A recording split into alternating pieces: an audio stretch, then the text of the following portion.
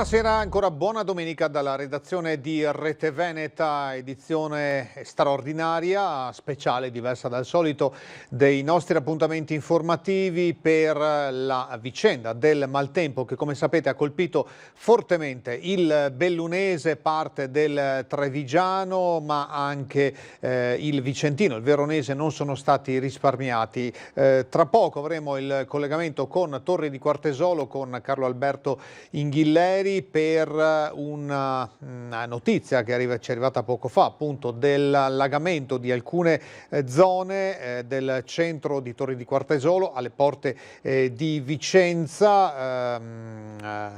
C'è il fiume Tesina che passa da quelle parti e pare ci sia stata un'esondazione, comunque degli allagamenti. Stiamo cercando di ricostruire appunto i dettagli relativi a questa vicenda, una giornata che è stata segnata, ma come saranno anche le prossime, dal maltempo, e di questo parleremo ampiamente in questa prima parte di questo appuntamento straordinario con l'informazione. Partiamo però con il messaggio arrivato poco fa dal presidente della provincia di Vicenza, Francesco Rucco, che fa brevemente il punto della situazione per quanto riguarda l'allerta idrogeologica nel territorio berico. Siamo al COC di Vicenza, stiamo monitorando la situazione, il Bacchiglione in questo momento è poco sopra i 4 metri, una situazione al momento da questo punto di vista sotto controllo.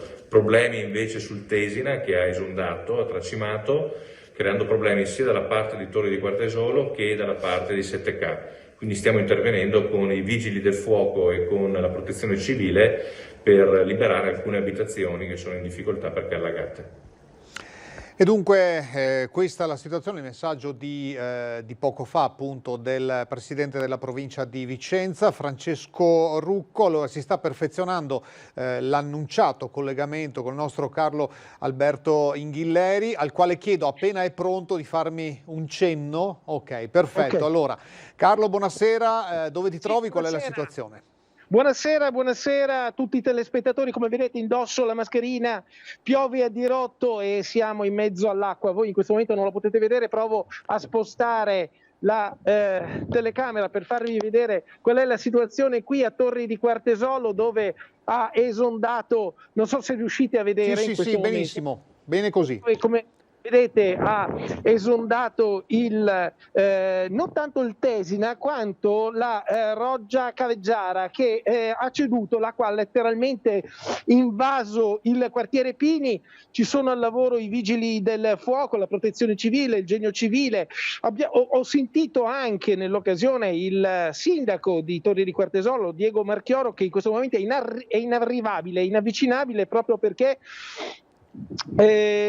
si trova in mezzo ai campi, dove sta lavorando insieme alla protezione civile per evacuare alcune case e per portare i primi aiuti a chi è in difficoltà. Una situazione che possiamo definire sotto certi punti di vista drammatica, una situazione che però è stata presa subito in mano dalle autorità competenti.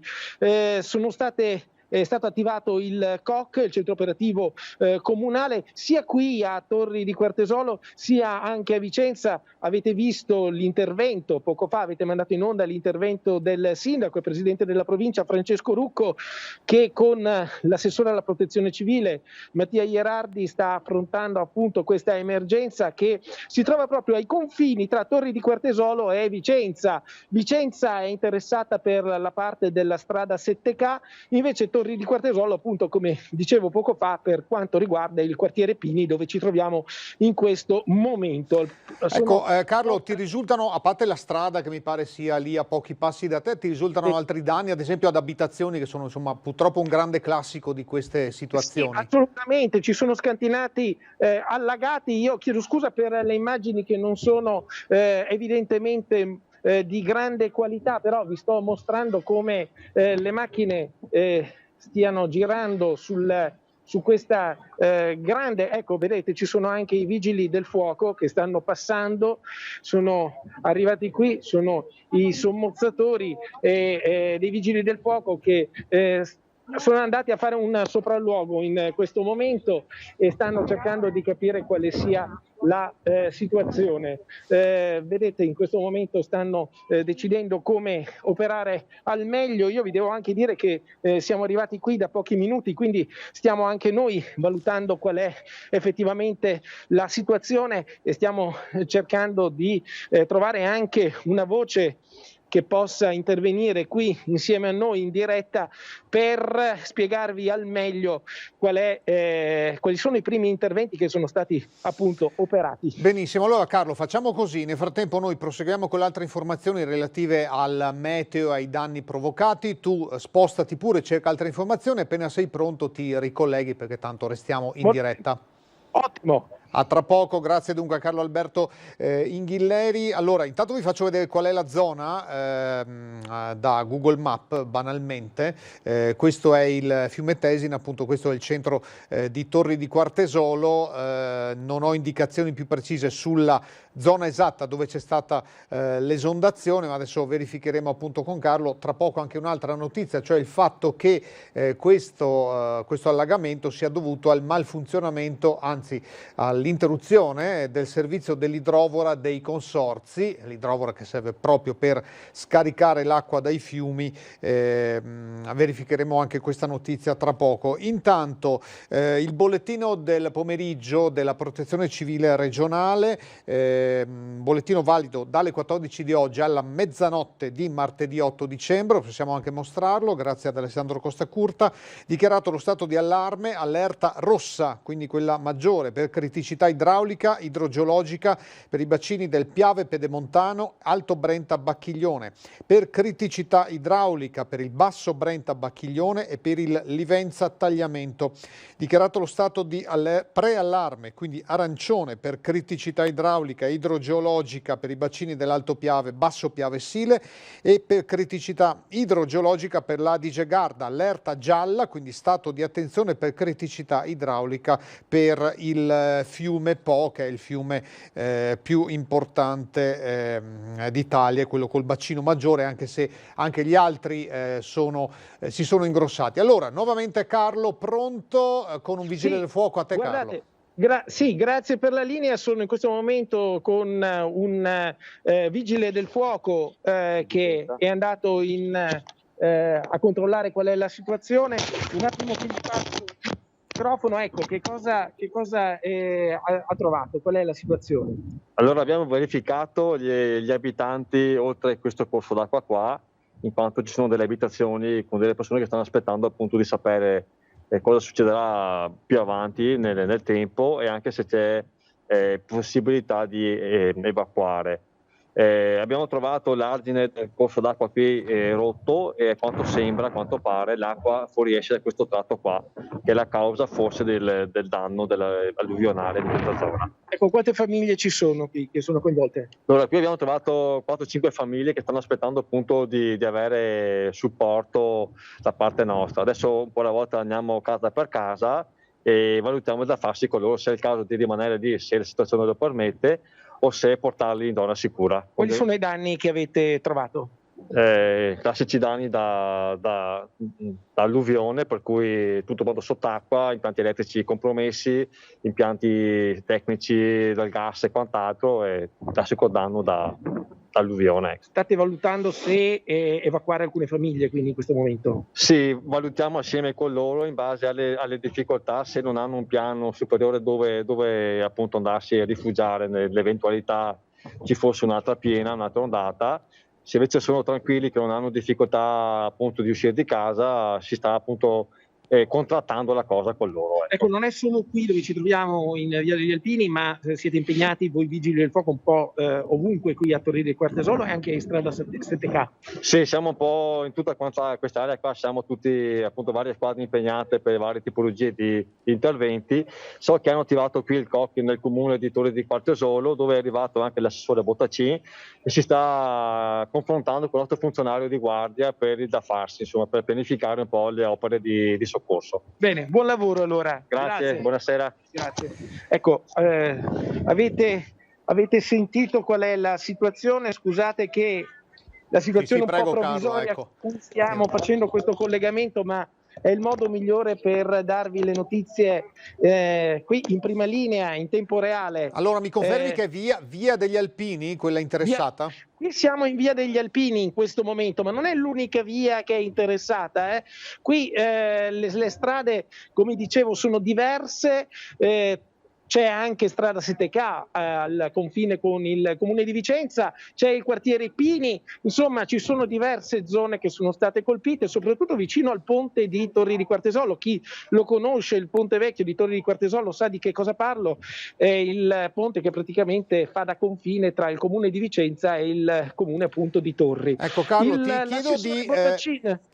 L'assessore Bottacin, come vi dicevo, è qui a Torri di Quartesolo, l'assessore Bottacin è con il sindaco, però come vi dicevo poco fa, non si trova esattamente al COC, al centro operativo comunale, ma in questo momento stanno facendo un giro di perlustrazione anche in zone molto disagiate, tanto che al sindaco ho chiesto un indirizzo, ma mi diceva che era impossibilitato a darmelo proprio perché stavano andando letteralmente per campi, perché le strade non sono praticabili. Eh sì, anche perché la zona, io la sto mostrando adesso tramite Google Map, è urbanizzata per una parte, c'è anche credo una zona artigianale poco vicino e poi c'è molta campagna effettivamente nei dintorni. Carlo, ti chiedo di verificare questa notizia che forse dovresti avere anche tu, cioè sul fatto che sia saltata l'idrovora dei consorzi. Adesso mi chiedi troppo, in questo momento ovviamente sì, la verificherò, in questo momento con non i sono tecnici, in grado, evidentemente sì. Sì, è certo, non sono in grado in questo momento di confermarvelo, però conto adesso di andare nel mio percorso, nel mio peregrinare qui nella zona allagata di Torri di Quartesolo e poi anche in strada 7K a Vicenza, conto di andare anche al COC, al centro operativo comunale, dove spero di trovare, oltre al sindaco, anche l'assessore Bottacin, di fare con loro il punto della situazione, quindi mi ricollegherò con voi o dal COC o comunque da un'altra strada dove c'è comunque, dove si sta vivendo questa emergenza. Benissimo, allora facci sapere, restiamo pronti ad un collegamento. Grazie Carlo Alberto Inghilleri, buon lavoro. Buon lavoro. Allora, altri aggiornamenti nel frattempo, sempre riguardo a questa ondata di maltempo, aggiornamenti che arrivano da diverse fonti, in questo caso Veneto Agricoltura, per quanto riguarda il Vicentino, segnala a Posina, località Lissa, da stamattina una squadra di operai di Veneto Agricoltura che sono intervenuti col supporto di 2 escavatori per spostare lungo gli argini materiale detritico trasportato dalle piogge delle ultime ore che rischia di provocare l'esondazione del Posina, con conseguenti forti rischi anche per l'abitato a valle del bacino Lissa. L'allarme è giunto già ieri sera con segnalazioni sia del personale dell'Agenzia regionale che del sindaco di Posina e delle unità organizzativa forestale regionale. L'intervento proseguirà, se le condizioni meteo lo consentiranno, anche nella giornata di domani. Per domani è prevista una parziale tregua. Dunque questa situazione del Tesina si è verificata nel pomeriggio, ma la preoccupazione era partita già dalla scorsa notte e la preoccupazione maggiore per Vicenza è stata ancora una volta il Bacchiglione, ma tutto sommato è andato tutto bene. Vediamo. Ha toccato quota 5,23 m alle 4 della scorsa notte, iniziando una lenta discesa nelle ore successive. Il Bacchiglione a Ponte degli Angeli è stato ancora una volta il sorvegliato speciale, ma grazie all'apertura del bacino di laminazione di Caldogno, al rialzo della quota neve, sono stati scongiurati ulteriori innalzamenti. Il centro operativo comunale di Vicenza, col sindaco Rucco, il vice sindaco Tosetto e l'assessore Ierardi, ha monitorato la situazione in collaborazione con Protezione Civile, Polizia Locale, Vigili del Fuoco, AIM e Viacqua. In via precauzionale sono state installate le idrovore a Ponte degli Angeli, allo stadio e dietro al Tribunale Nuovo. Un allagamento si è registrato nel piano interrato del Teatro Olimpico, dove sono presenti solo vani tecnici e servizi igienici. Parco Querini è stato chiuso per allagamenti in alcune zone dell'area verde. Come previsto dal piano comunale di emergenza, sono stati posizionati i sacchi di sabbia nei punti di distribuzione stabiliti.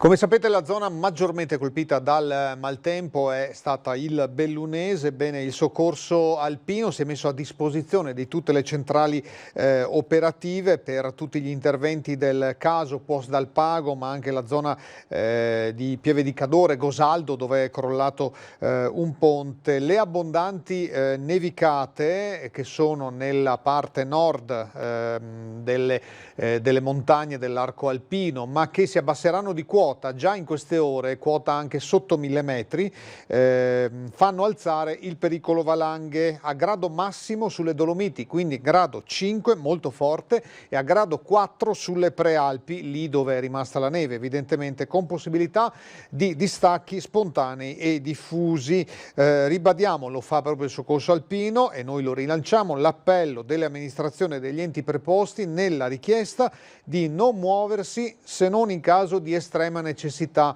Sono state segnalate anche oggi code di automobili nel Bellunese, con Cortina che di fatto era isolata perché non ci si poteva né arrivare né si poteva uscire perché i passi dolomitici sono chiusi, ma tante macchine che, nonostante l'allerta meteo fosse già attiva da qualche giorno, si erano comunque mossi.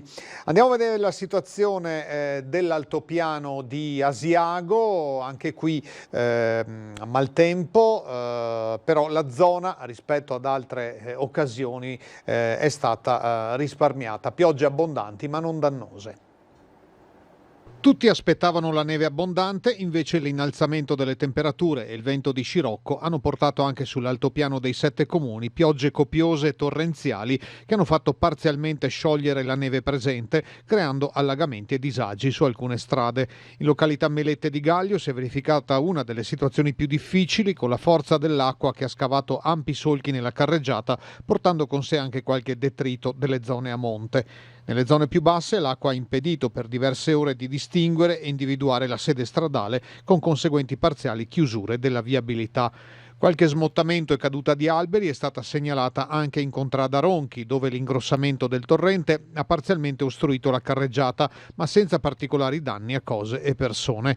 Molta acqua anche a Rozzo e Asiago, dove i sindaci hanno confermato che la situazione è sotto controllo, nonostante molti prati siano rimasti allagati. Si attendono ora gli effetti del previsto calo delle temperature, che dovrebbero portare a nevicate anche abbondanti già dagli 800 metri di quota.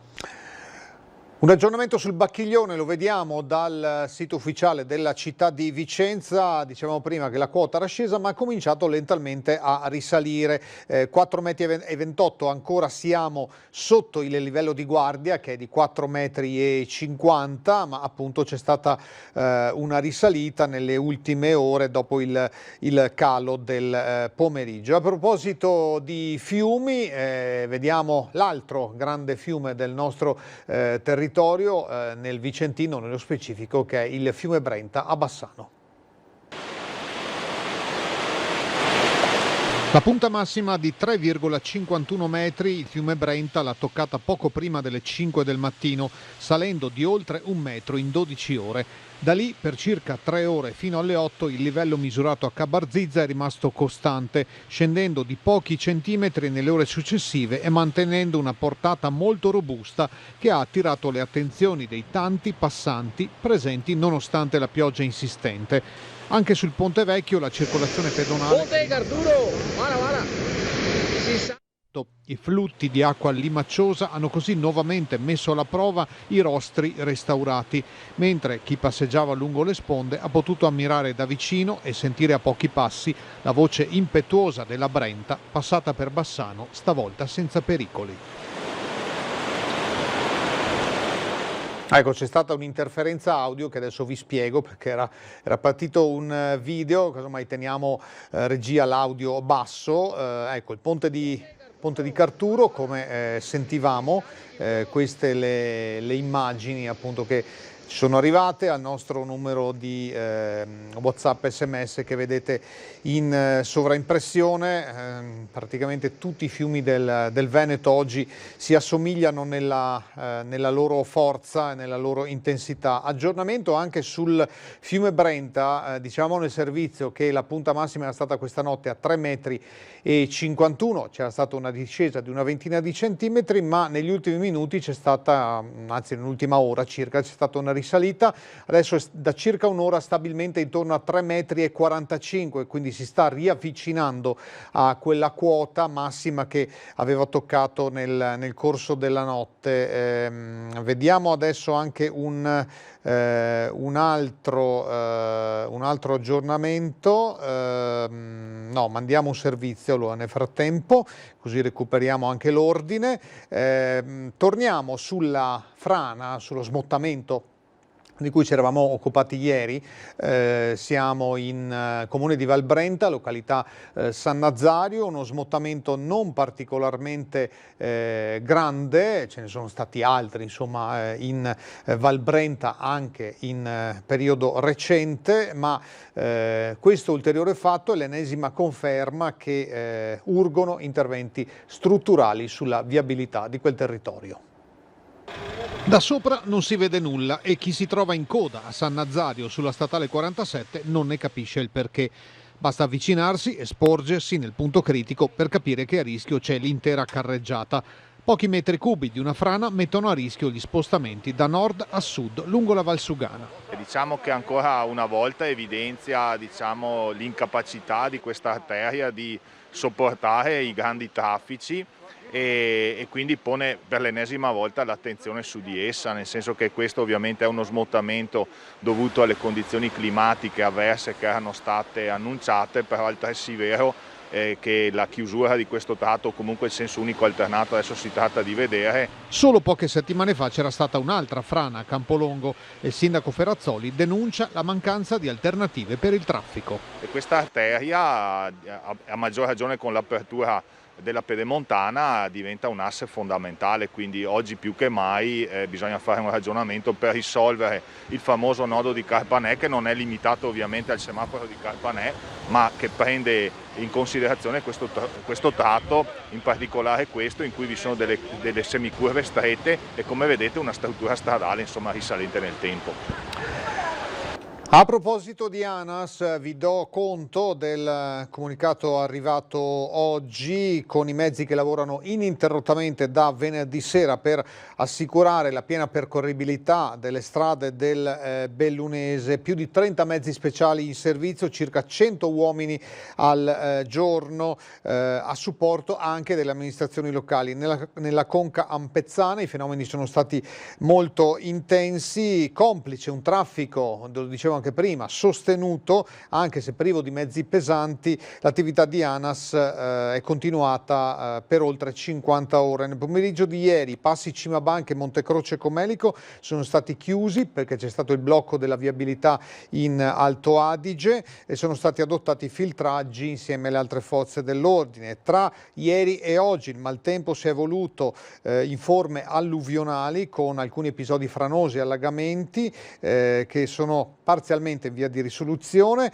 Ancora chiusa la strada statale 51 a Lemagna tra il chilometro 19,4 e il chilometro 22 perché si è riattivata la frana del Fadalto su cui è già stato attivato venerdì un presidio fisso di sorveglianza. Interventi anche al chilometro 79,7 a Valle di Cadore per un movimento innescatosi a monte della statale. È stato necessario istituire un senso unico alternato. Altri problemi si riscontrano sulla statale 50 e sulla 51 bis per allagamenti e deformazioni puntuali, cioè solo in alcune zone del piano viabile. Altre criticità invece, dice ANAS, sono state risolte più velocemente. Ancora allagamenti sulla viabilità locale a Longarone per fortissime precipitazioni in corso, con la deviazione in direzione nord del traffico della viabilità locale in sinistra Piave. Dunque prorogata l'ordinanza di divieto di transito dei mezzi oltre le 7,5 tonnellate fino alla mezzanotte di martedì 8 dicembre. Con il filtraggio che avviene nella zona industriale di Longarone per il traffico che arriva da sud. Attivo anche il senso unico alternato, l'abbiamo appena visto, sulla statale 47 in località Merlo, comune di Valbrenta, località San Nazario, per il parziale collasso di un muro di sottoscarpa. Sono stati già eseguiti interventi di stabilizzazione di emergenza. Dunque molto variegata la situazione un po' in tutto tutto il territorio. Allora resto in attesa di un ulteriore collegamento con Carlo Alberto Inghilleri, ma abbiamo anche altre notizie ovviamente della giornata, a cominciare ovviamente dagli aggiornamenti sul Covid. Vediamo se ci sono altre notizie che riguardano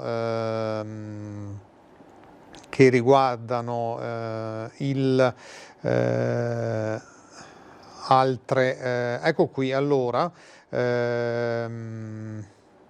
dovrebbe essere Carlo questo che ci ha mandato, mostriamole pure, grazie a Alessandro Costacurta, immagini che sono arrivate, appunto, che vedo con voi praticamente in diretta per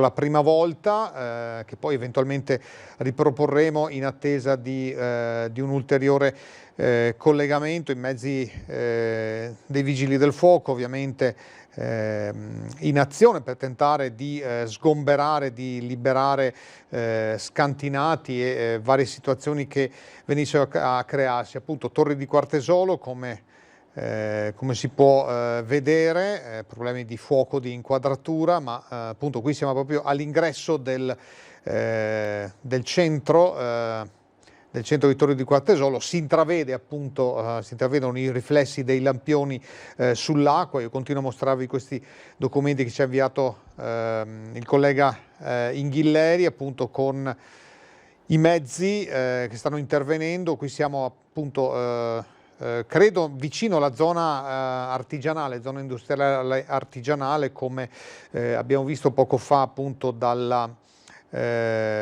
mappa, con gli interventi che sono in corso.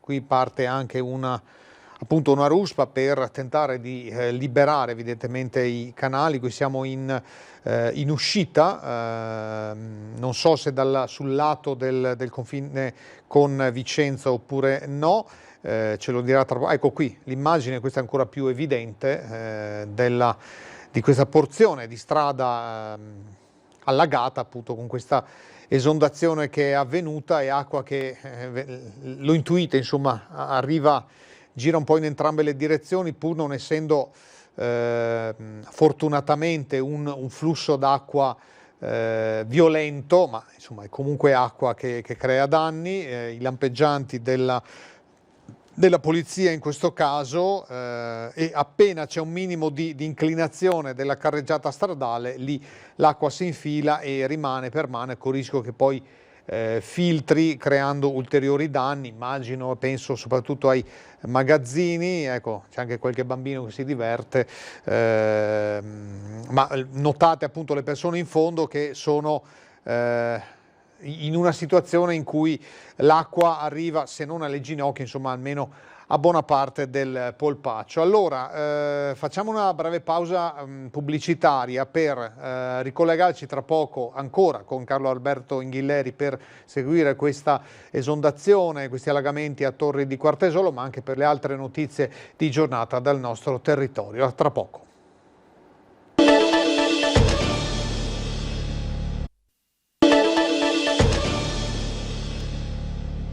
Edizione straordinaria di questa domenica sera 6 dicembre, abbiamo ampiamente parlato di maltempo. Tra poco nuovo collegamento con Torri di Quartesolo, con il nostro Carlo Alberto Inghilleri, ma tocchiamo anche gli altri argomenti, a cominciare dall'aggiornamento sul Covid, bollettino delle ore 17 di Azienda Zero, altri 1209 casi da questa mattina, quindi più i 1800 di stamattina fanno 3000 anche oggi.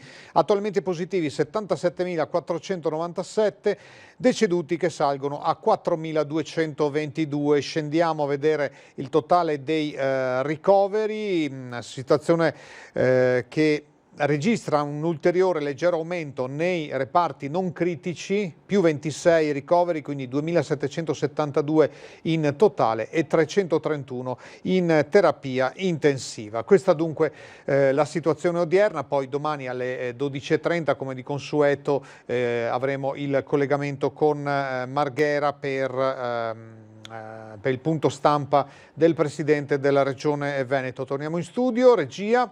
Eccoci qua allora per lanciare adesso un servizio a tema Covid, contagi che hanno iniziato a calare in Veneto, anche nel Vicentino, parliamo di Ussotto-Berica.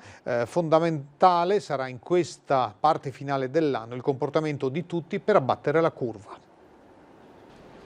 Quella che si è appena chiusa è la settimana forse del cambio di passo del Covid. La curva dei contagi anche in Veneto sembra aver toccato il tetto ed ora cominciare a scendere, anche se lentamente. Al momento la nostra regione, con altre 3, non ha ancora l'indice RT sotto l'1% e i decessi continuano ad essere ancora tanti, troppi, siamo a quota 4.000.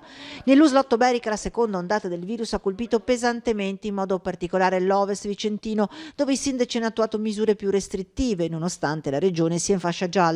E se oggi l'Ovest comincia a vedere calare i contagi, la curva si è alzata nei comuni della Riviera Berica, ma nel complesso si va migliorando. A chi ancora, a dispetto di eventuali sintomi, nasconde la positività, l'invito è al senso civico. Appena abbiamo una minima sintomatologia, ad andare dal nostro medico di base a farci fare il tampone e, se positivi, ad isolarci. È un isolamento anche breve. Nella stragrande maggioranza dei casi sono situazioni asintomatiche o paucisintomatiche, ma non mettiamo a rischio la salute nostra e quella dei nostri colleghi. Resta infine fondamentale il rispetto delle regole anti-Covid, distanziamento sociale, mascherine e igienizzazione delle mani.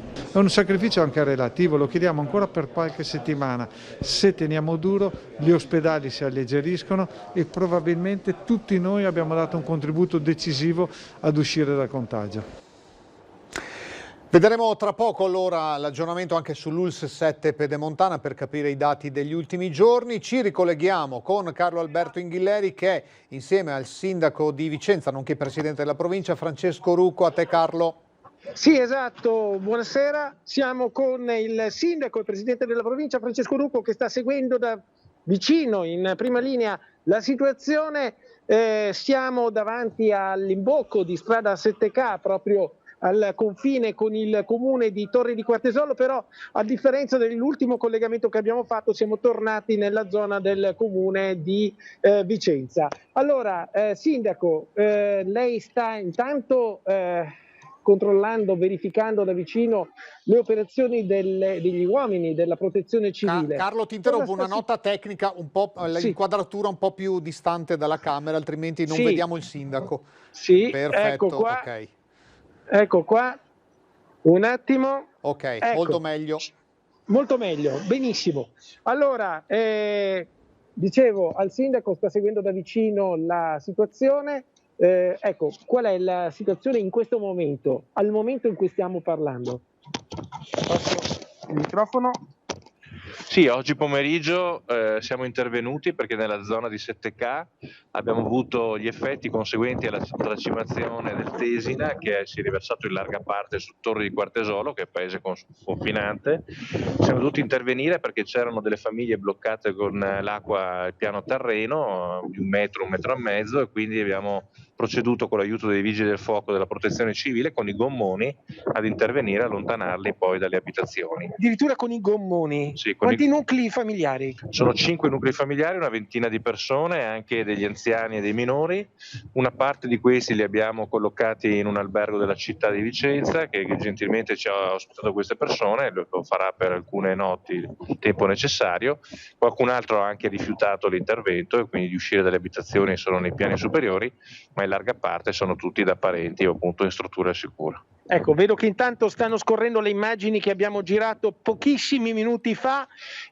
Sindaco, addirittura con i gommoni ci diceva 5 nuclei familiari, l'albergo che appunto si è offerto gentilmente di ospitare queste persone, qualcuno però ha deciso invece di restare a casa sua. Sì, qualcuno abbiamo fatto fatica anche con l'intervento dei vigili urbani o della protezione civile, non ha ritenuto di allontanarsi dall'abitazione, non abbiamo mezzi coercitivi naturalmente, una parte della famiglia poi si è allontanata ed è sicuro.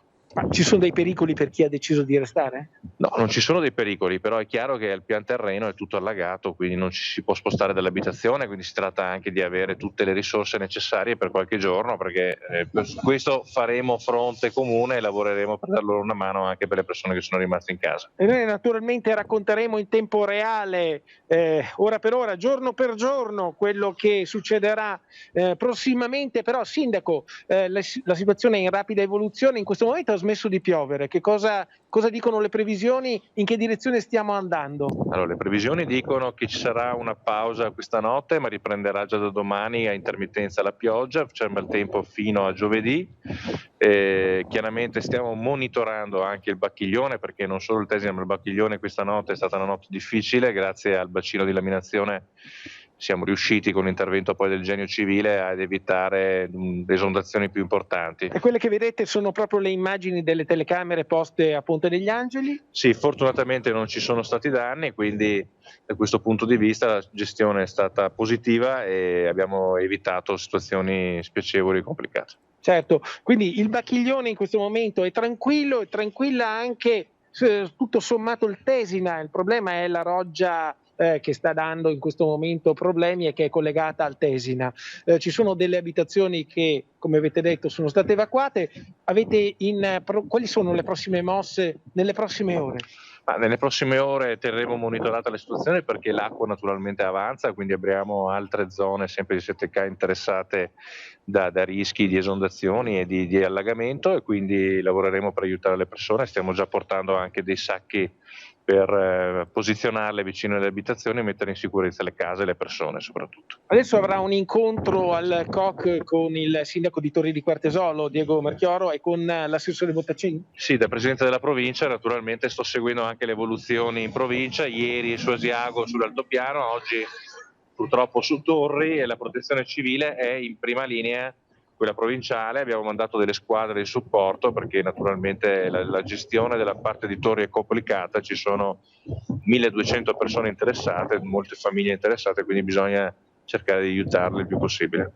Ecco, non possiamo dire che non era previsto, ma forse in un primo momento ci siamo anche illusi che fosse andata meglio di come si pensava. Sì, non ci si aspettava questa tracimazione, questa rottura di un argine appunto di un fiume vicino al Tesina, di un piccolo affluente, quindi stiamo lavorando col Genio Civile per capire come poter intervenire. Per capire anche perché si è rotto l'argine, perché in questo momento l'azione di prevenzione è fondamentale. Sicuramente nei giorni scorsi il controllo degli argini è stato effettuato.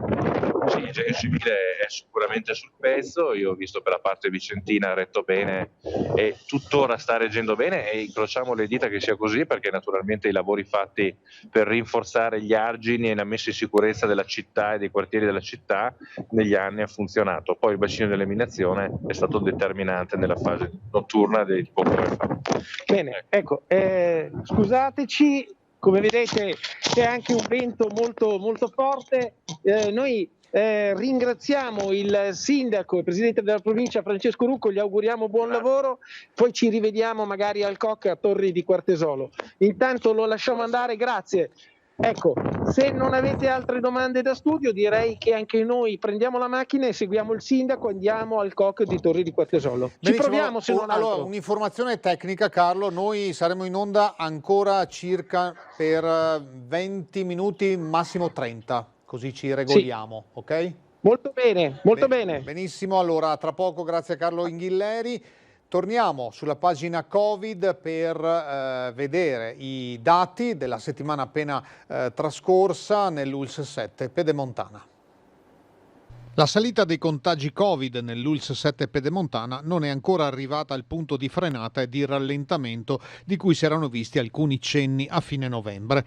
Nella prima settimana di dicembre i nuovi casi sono stati quasi 1900, portando il totale, dato aggiornato a venerdì pomeriggio, a 12.754. Le variazioni settimanali confermano una tendenza ancora alta dopo l'accelerazione che si era registrata da metà ottobre in poi. Fra il 30 novembre e il 4 dicembre si sono registrate altre 28 vittime, col totale che sale a 219 dall'inizio della pandemia. Un piccolo segnale arriva dai ricoveri, dove il turnover tra dimissioni e nuovi ingressi rimane significativo. Questa settimana c'è stato un piccolo calo di 4 unità, ma la pressione su tutte le strutture sanitarie e ospedaliere rimane alta. DPCM in vigore da venerdì 4 dicembre, un testo che ha acceso molte polemiche e discussioni, soprattutto da parte degli enti locali. Sarà valido, lo ricordiamo, fino a metà gennaio, salvo modifiche delle prossime ore. Abbiamo interpellato su questo il vicepresidente del Consiglio regionale, Nicola Finco. Il Veneto è rimasto in zona gialla con restrizioni minori rispetto alle regioni che sono in arancione o in rosso. La vita quotidiana scorre tra mascherine e distanziamento, ma molti pensieri e polemiche sono incentrate sulle regole più dure delle festività natalizie. Siamo di fronte alla follia e all'incompetenza totale. Emanare delle linee guida del genere vuol dire rovinare il Natale alla gente, vuol dire sacrificare e mettere in ginocchio tutto il tessuto turistico ed economico del nostro territorio, ma soprattutto vuol dire avere di fronte dei governanti che non sanno minimamente quello che stanno facendo. Qualcuno, come ben detto più volte, dovrebbe spiegarci qual è la differenza tra una comunità tipo quella di Roma, che può trovarsi tranquillamente 3 milioni di abitanti il giorno di Natale, e tanti piccoli paesini nel nostro territorio dove gli abitanti non possono uscire. La Regione sta insistendo col governo e i suoi rappresentanti territoriali per provare a modificare il testo del DPCM in senso più coerente anche con le giornate fino al 24 dicembre e dal 27 al 31. Quindi l'unica cosa che noi chiediamo al governo è di non rovinarci anche il Natale, di lasciarci almeno quello, ma soprattutto chiedo al sottosegretario agli enti locali, agli interni, Achille Variati, che è vicentino e conosce le realtà del nostro territorio, di dare un segnale se esiste e se sta facendo qualcosa a Roma, perché continua a blatterare tante cose, sta dicendo tante cose, facendo anche tante promesse, ma poi di fronte ai problemi veri, che magari per qualcuno il Natale è solamente una data sul calendario, ma per molti fortunatamente ha ancora un valore ben preciso, chiediamo a lui di intervenire e ovviamente far cambiare idea di fronte a queste scelte folli che sono state fatte. La norma vieta gli spostamenti tra comuni diversi a Natale, Santo Stefano e Capodanno, ma aggirarla un po' all'italiana non sembra così difficile. E sicuramente qualcuno, sapendo che il 25 e il 26 dovrà starsene a casa e non potrà uscire dal proprio comune, sicuramente starà già pensando magari di spostare le festività del Natale al 24 oppure al 27. Quindi questo fa capire l'inutilità delle misure adottate dal governo. E questo blocco degli spostamenti porterà un duro colpo alle agenzie di viaggi che già sono state duramente colpite dalla crisi post-Covid. Aspettative per il periodo natalizio ce n'erano, sono state tutte cancellate. E niente, la gente comunque ha voglia di ripartire, però per il momento, finché siamo bloccati dentro le case nostre, non si può fare niente. I ristori dovevano arrivare a metà novembre, non sono ancora arrivati, quindi i titolari stanno usando del loro patrimonio per continuare ad andare avanti. Molte le agenzie turistiche sono prossime al tracollo, almeno il 50%. Anche quest'ultimo DPCM non permetterà a molti di risollevare le sorti della propria attività. Divieto di spostamento e imposizione di quarantene impediscono di favorire qualsiasi desiderio di vacanza, nemmeno quelle tipiche della stagione. Assolutamente c'è la concorrenza dei paesi vicini, soprattutto adesso per il periodo neve, perché pare che alcuni stati stiano aprendo, ma pare che vogliono chiudere anche le frontiere tipo Italia-Austria o Italia-Svizzera, da quello che so, per non far espatriare i nostri italiani per andare in altre località a sciare. Poi saranno fortunati chi avrà delle seconde case in montagna, però anche lì dovranno partire prima di una determinata data, perché il 25 e il 26 per ora non ci si può muovere. E quindi adesso domani dovrei fare una bella prenotazione per le Canarie, però sicuramente partiranno prima del blocco. Regali di Natale li avete già fatti? State ancora aspettando? Ecco, su questo tema e sulle scelte anche economiche, cioè su che budget mettere, abbiamo interpellato alcuni passanti a Bassano. Probabilmente sì, qualcosa di meno. Perché allora? C'è un clima in generale un po'... c'è poco entusiasmo anche da parte delle persone. No, non li farò quest'anno. Perché... Siamo poveri. Siamo poveri. Ci sono meno soldi. Sì, diciamo così. No, non li ho ancora fatti, devo farli, però il problema è che ci chiudono i comuni, quindi quando diamo i regali? Questo è il problema. Oddio, dovevo ancora pensarci in realtà, quindi è stato tutto un po' preso all'ultimo, ma insomma si vedrà.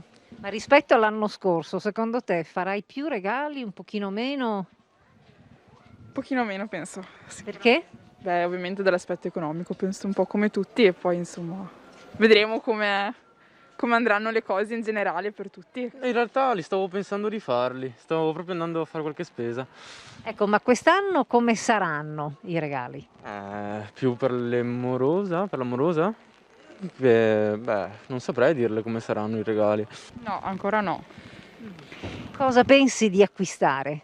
E soprattutto Cose utili sicuramente, però non abbiamo ancora nessuna idea. Quest'anno è un anno un po' particolare per tutti e vedremo. Ma rispetto all'anno scorso, che differenze negli acquisti di Natale, dei regali? Forse con un po' di tristezza, visto il periodo, e poi si cerca di acquistare una cosa che comunque possa far piacere chi la riceve e soprattutto per dare un po' di gioia appunto per questo periodo. Forse un po' meno persone quest'anno. Sicuramente i bimbi, i ragazzi, i nipoti, quelli sicuro. Forse qualche adulto in meno. E per lei?